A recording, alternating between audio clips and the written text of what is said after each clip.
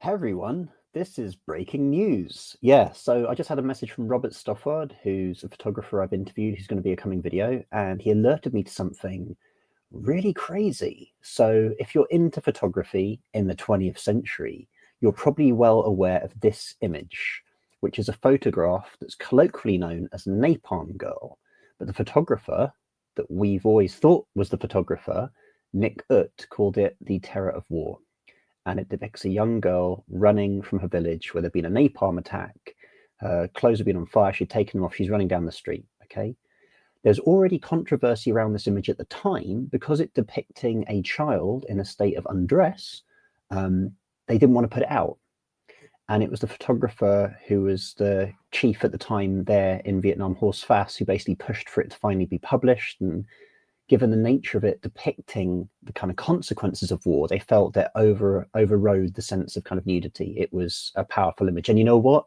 It was a really powerful image. And it's one of those kind of instrumental images you could argue helped to end the Vietnam War. Now, here's where it gets really freaking weird. So this photograph's like over 50 years old. And there's a documentary that's coming out called The Stringer. And essentially they're saying that Nick Ut wasn't the photographer.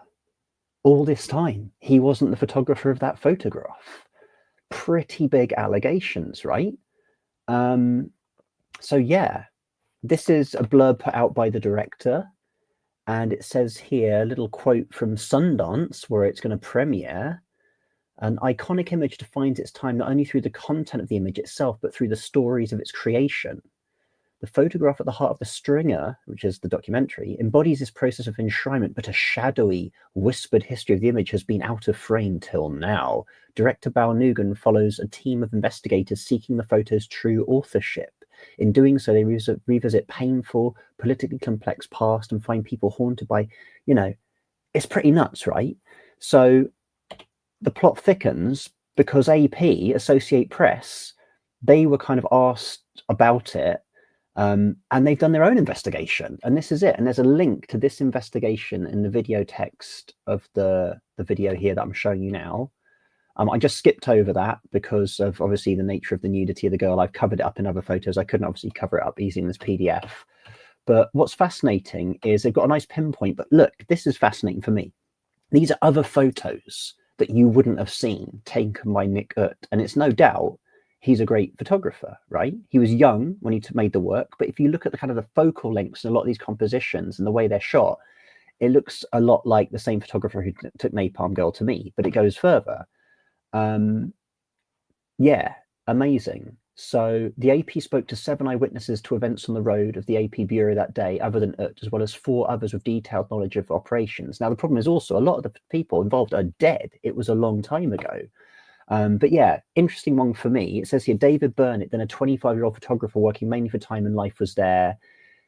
Said Burnett saw Ut and fellow journalist Alexander Shimkin sprint ahead of the others and start taking photos as Kim Fook, that's the Napalm Girl, and other children emerge from the smoke. Burnett recalls that would place him close to her.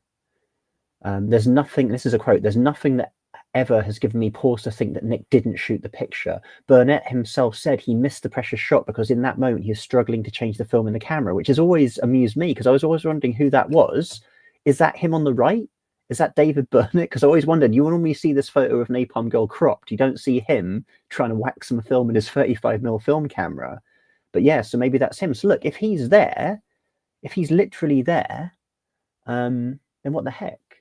There's other interesting quotes here where it talks about the uncle. Now, I knew about this because I actually researched this. Bizarrely, I was writing about this photo a month ago.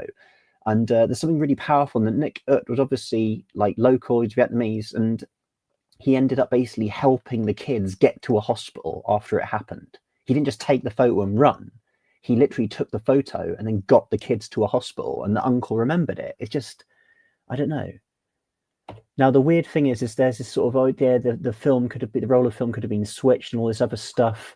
Ut returned to the AP hours later with 8 rolls of film to be processed, 2 in color and 6 in black and white. He stayed in the bureau as the rolls were developed. The AP darkroom had careful procedures, blah, blah, blah, blah, blah. I mean, it's weird. It echoes through history. Obviously, there's all the allegations of the darkroom accident that ruined Robert Capa's photos of the landings during World War II. So there is some weird kind of like zeitgeisty thing of this kind of thing happening. But yeah, anyway, all this is online. You can check it out.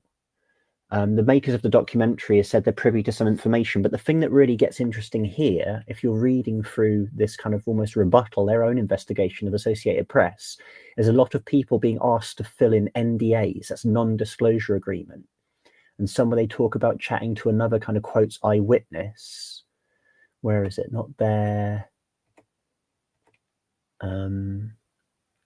Yeah, they basically throughout it, there's a few people who were kind of interviewed for the documentary, and obviously what they said didn't chime with the angle of those making the documentary, and they refused to sign the NDAs, and obviously that was the last they were heard of by the documentary crew. Pretty bonkers though, right? And the weirdest thing of all for me was that, you know, Gary Knight's involved. Gary Knight of 7 Photo Agency is somehow involved in the documentary as well. I don't know if he's just someone who's interviewed on it or whatever, but again, that makes it seem pretty legitimate.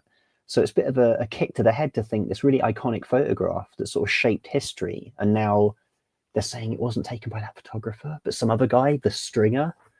Anyway, I've linked to the rebuttal investigation. Obviously, the film's coming out soon, but yeah, I just had to share that because it's so nuts.